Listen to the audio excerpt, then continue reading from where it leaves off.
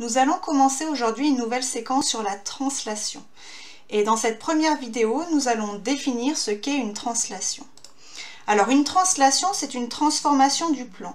Des transformations du plan, vous en avez déjà vu une en 6e, qui est la symétrie axiale. Vous en avez vu une autre en 5e, qui est la symétrie centrale. Et donc en 4e, on va commencer la translation. Donc transformer une figure par translation, c'est la faire glisser sans la tourner. Autrement dit, la figure, elle va juste glisser, elle ne va pas se déformer. On va toujours avoir la même figure et dans le même sens. Donc, imaginons ici, vous avez un téléphérique. Donc, sa position de départ, c'est la figure 1. Et ensuite, on va le faire glisser, donc pour avoir sa position d'arrivée, qui est la figure 2. Donc, ce glissement est défini par 3 choses. La première, c'est une direction qui est donnée par le câble. Ensuite, vous avez un sens. Ici, le téléphérique monte. Et enfin, vous avez une longueur.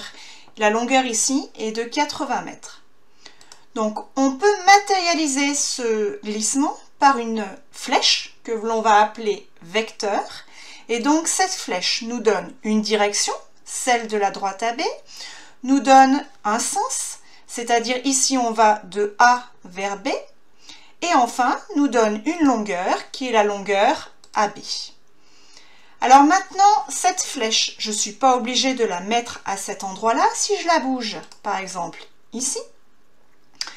Donc, au niveau de la figure 1, cela correspond au point M, et au niveau de la figure 2, ça correspond au point N. Et dans ce cas, on dit que N est l'image du point M par la translation qui transforme A en B, ou on peut dire aussi que la figure 2 est l'image de la figure 1 par la translation qui transforme A en B. Voilà, c'est terminé pour cette courte vidéo.